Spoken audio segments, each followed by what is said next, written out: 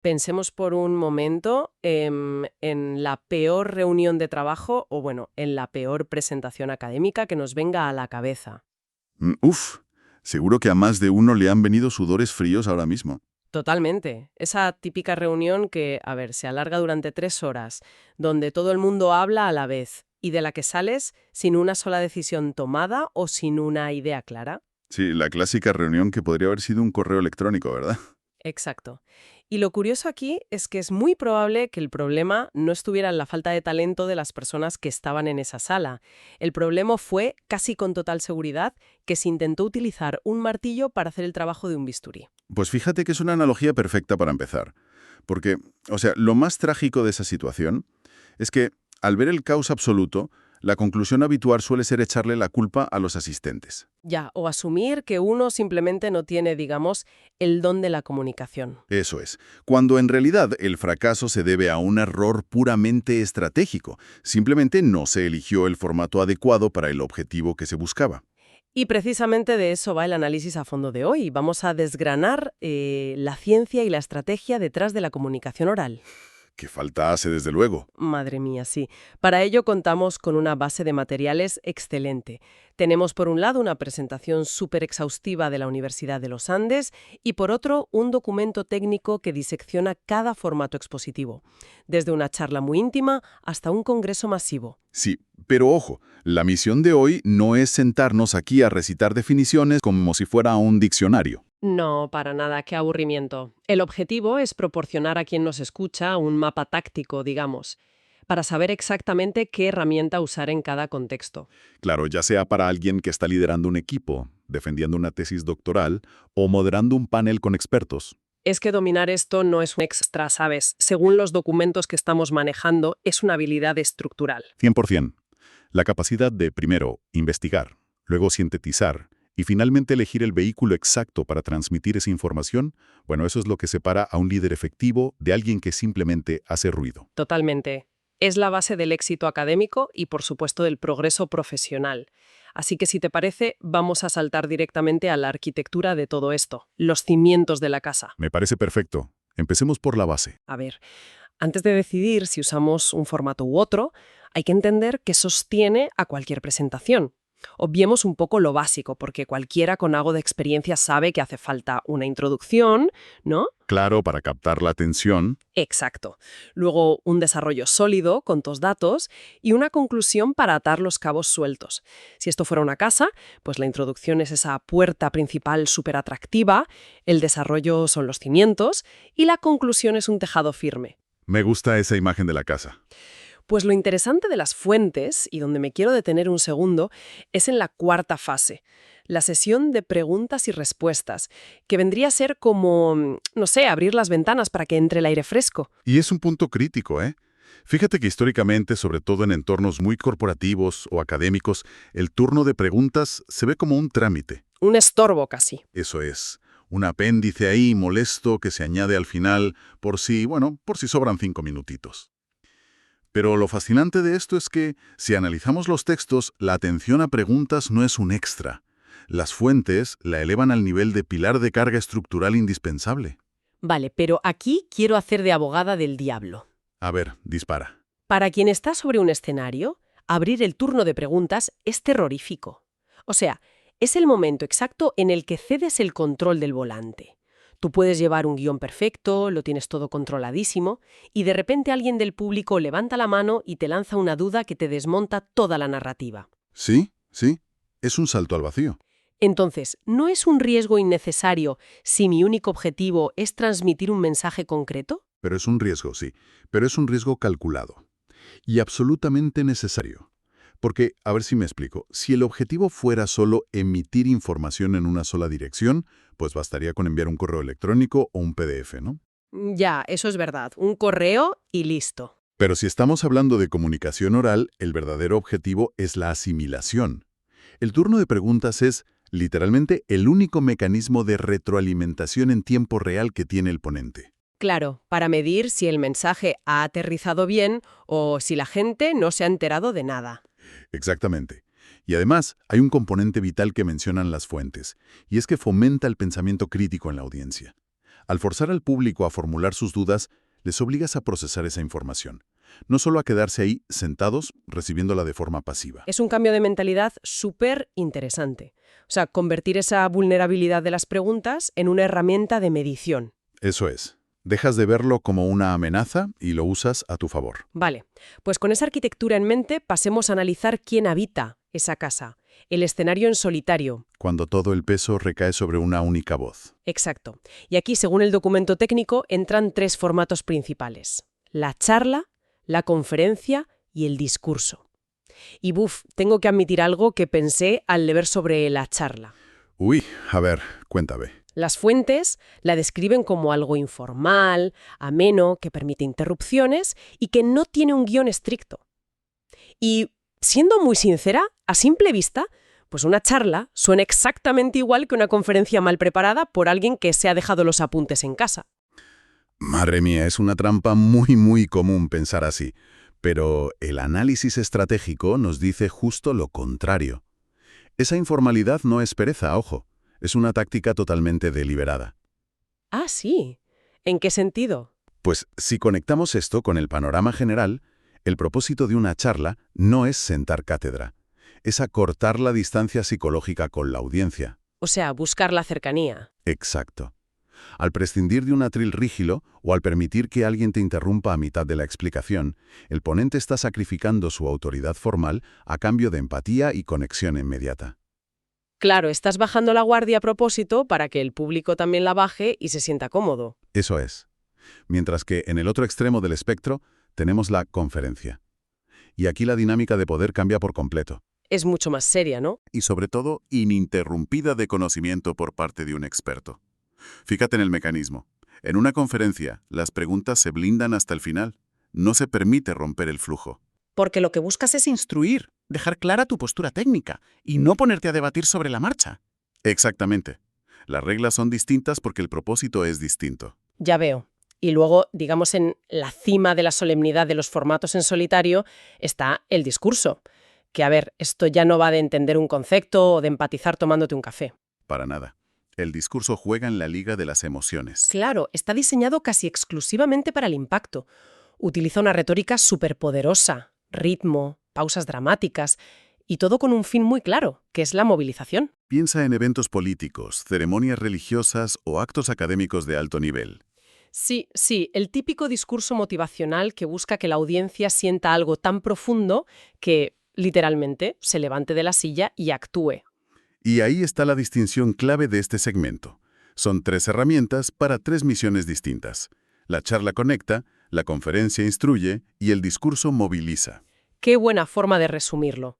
Es que imagínate, si intentas movilizar a tu equipo usando el formato de una conferencia técnica súper densa, los vas a dormir. Y si intentas explicar datos complejos con un discurso lleno de retórica dramática, vas a generar una confusión tremenda. Hay que elegir el vehículo adecuado, siempre, está clarísimo. Bien, pero ¿qué ocurre cuando rompemos el monopolio del micrófono? O sea, ¿cuando entra una segunda voz en el escenario? Ah, amigo, ahí la dinámica de poder y el flujo de información cambian radicalmente. Entramos en el terreno del poder de a dos, el intercambio directo. Y los documentos nos hablan de 3 formatos: el diálogo, la entrevista y la discusión. Sí, formatos donde la interacción es la clave. Y para visualizar las diferencias aquí, a mí me encanta usar una analogía deportiva. Si pensamos en el tenis, por ejemplo, aquí es donde la cosa se pone realmente interesante. A ver, explícame eso del tenis. Pues un diálogo natural sería como estar peloteando amistosamente un domingo por la mañana. Nadie lleva la cuenta de los puntos, hay igualdad de participación, el único objetivo es mantener la pelota en movimiento y pasarlo bien. Qué buena imagen. Y siguiendo esa misma línea, entonces la entrevista sería un partido completamente alterado donde solo un jugador tiene derecho a sacar. Exacto. Es un diálogo jerarquizado, como dice el texto. Hay una asimetría de poder muy evidente. Una de las partes hace las preguntas para dirigir el ritmo, mientras la otra está ahí, confinada a responder. Es una técnica de extracción de información. O para conocer la personalidad del entrevistado, claro. El control lo tiene absolutamente quien hace las preguntas. Eso es. Pero luego llegamos al tercer formato, la discusión. Y esto plantea una pregunta importante, porque tenemos un problema grave con esta palabra en español. Uy, totalmente. En cuanto oímos discutir, inmediatamente pensamos en un conflicto destructivo, en gente gritándose en un plató de televisión. Tal cual.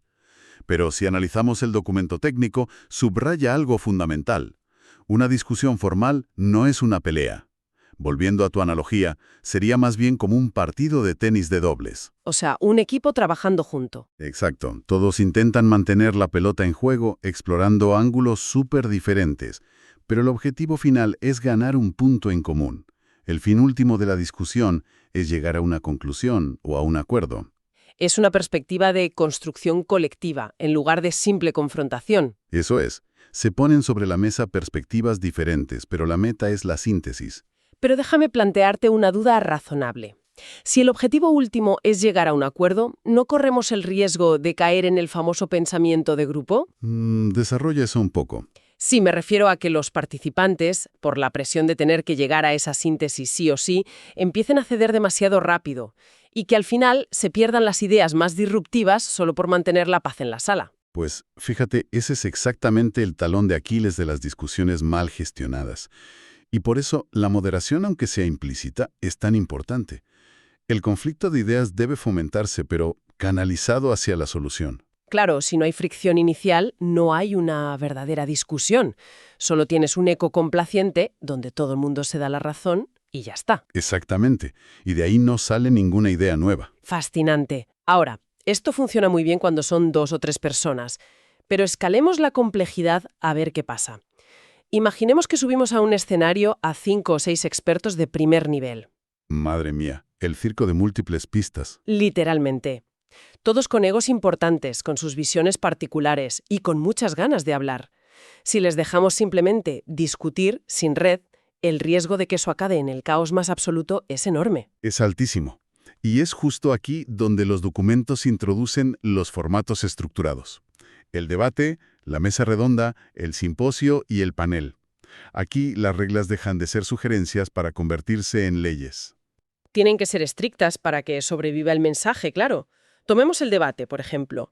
Su esencia es la confrontación argumentada de posturas diametralmente opuestas. Temas polémicos puros y duros. Y por eso el debate requiere reglas de tiempo súper estrictas y un moderador con autoridad absoluta.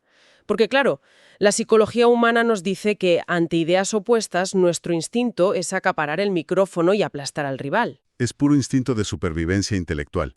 Y el reloj evita que se convierta en una exhibición de dominancia. Exacto. Pero, y aquí hay un contraste brutal. Luego tenemos la mesa redonda, que opera bajo una psicología completamente distinta. Totalmente. Porque en una mesa redonda tienes de 3 a 6 expertos. Sí, pero la clave es que sus posturas no son necesariamente opuestas. Son diferentes pero complementarias. Eso es. Tienen el mismo nivel de importancia y no están ahí para pelear o para ganar a nadie. Están para ofrecer una visión de 360 grados sobre un tema. O sea que el moderador aquí no es un árbitro separando a 2 boxeadores, sino un coordinador. Justo. El economista da su visión, el sociólogo aporta la suya, y al final el público se lleva una foto completa del problema. Me parece súper útil, pero, a ver, abordando los formatos que son un poco más académicos o rígidos, hay 2 que a menudo se confunden un montón, incluso en corporaciones, que son el simposio y el panel. Sí, es una confusión súper habitual. Vista, en los 2 tienes a un grupo de especialistas sentados en fila frente a un público, ¿no? Es verdad que visualmente se parecen mucho, pero la diferencia magistral que nos dan las fuentes se basa en la rigidez de la estructura. Como de rígida. Pues mira, el simposio es una estructura extremadamente rígida. Piensa en ello como si estuvieran armando un rompecabezas. Vale, un puzzle. Exacto. Cada experto trae una pieza prediseñada, que es una faceta diferente de un mismo tema central. El primero expone su parte de forma exhaustiva, termina y da paso al siguiente, que coloca otra pieza. No se interrumpen, no interactúan entre ellos durante las ponencias. O sea, es una sucesión de monólogos especializados. Puramente expositivo, sí. El objetivo es dar una visión integral y muy profunda, entregando piezas de conocimiento puras. Vale, el simposio es el puzzle donde todo encaja en su momento. Y entonces, ¿el panel qué sería? El panel funciona de otra manera. Sería más como una banda de jazz improvisando en un escenario. Ah, me encanta esa comparación. Tienes a esos mismos expertos, ¿vale? Pero no traen monólogos cerrados. El formato del panel exige que interactúen y que dialoguen entre ellos de forma mucho más libre delante de la audiencia. O sea que si uno lanza una idea, el otro la puede matizar al vuelo. Exacto. Uno toca unas notas y el otro le responde.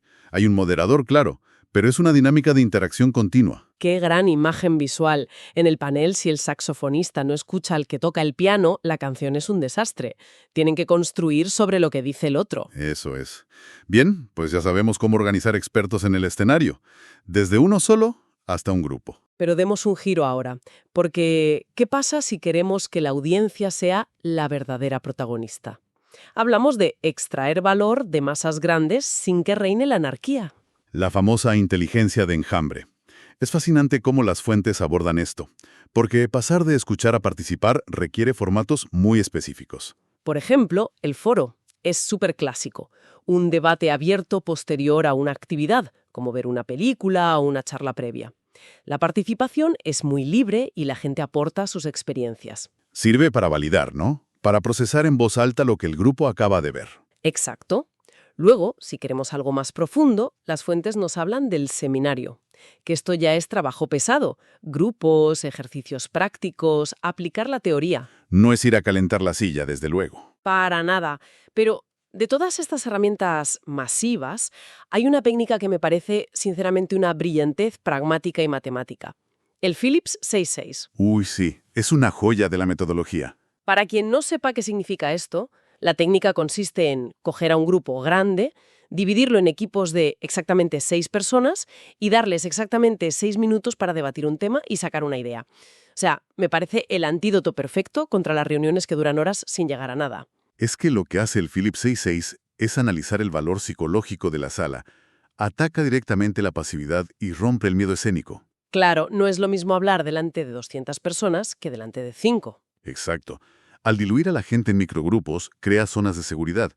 Y además, la restricción de los 6 minutos es un catalizador cognitivo brutal. Te obliga a ir al grano. Se acabó el divagar. Eso es. El aprendizaje real se da ahí, cuando la audiencia se ve forzada a aplicar, sintetizar y reportar el conocimiento a toda velocidad. Generas ideas de forma masiva en tiempo récord. Me parece una técnica que deberían enseñar en todas las empresas. Y ya para cerrar este bloque masivo, tenemos el Congreso, que es la reunión formal por excelencia. Suele ser anual, muy protocolaria. Sí, gente con intereses comunes que se junta para tomar decisiones de alto nivel. Y aquí entran resoluciones y votaciones. Digamos que el Congreso es el órgano legislativo de una profesión. Sin él, todas esas ideas brillantes de los paneles se quedarían en el aire. Aquí se materializan y marcan el rumbo. Pues fíjate, ha sido un viaje alucinante por todas estas herramientas. Para ir cerrando, si tuviéramos que destilar el mensaje central de las fuentes, sería que la comunicación no es un don mágico que tienes o no tienes. Es un arte estructurado. Es pura estrategia. La clave del éxito radica en el propósito definido. Tienes que elegir la técnica según el contenido y según a quien tienes delante. Y luego, claro, practicar. Y ejecutarla respetando sus reglas, porque la calidad de nuestras soluciones depende del formato estructurado que usamos. Dependemos del rigor de un simposio o del tiempo medido de un debate para que el más ruidoso no acapare todo. Tal cual. Pero oye, a raíz de esto que dices, quería dejar sobre la mesa una reflexión final un poco provocadora para quien nos escucha, porque no está directamente en las fuentes, pero surge de tu análisis. A ver, sorpréndeme. Si acabamos de establecer que para resolver problemas complejos y sacar ideas buenas, dependemos de formatos estructurados, con moderadores y tiempos, ¿qué pasa hoy en día con nuestra capacidad colectiva? Te veo venir. Claro. Es que la mayoría de nuestra comunicación sobre temas súper complejos se ha reducido al formato de las redes sociales. Un formato completamente desestructurado, sin moderador, que busque la síntesis y basado en la reacción impulsiva. Es una reflexión demoledora, la verdad, porque estamos intentando solucionar los grandes retos del siglo usando un formato diseñado para polarizar, no para acordar. Exacto. Estamos perdiendo las soluciones simplemente por haber perdido el formato adecuado para encontrarlas. Yo estoy convencido de que sí. Si el formato define el resultado y nuestro formato actual es el caos algorítmico, pues el resultado es, bueno, lo que estamos viendo todos los días. Hemos perdido las reglas del debate. Pues es algo para que le demos una vuelta en casa. A lo mejor es hora de recuperar la arquitectura de la comunicación oral y dejar de usar el martillo para absolutamente todo. Esperamos que este mapa os sirva muchísimo para vuestras próximas presentaciones o reuniones. Mil gracias por acompañarnos en este análisis a fondo y hasta la próxima.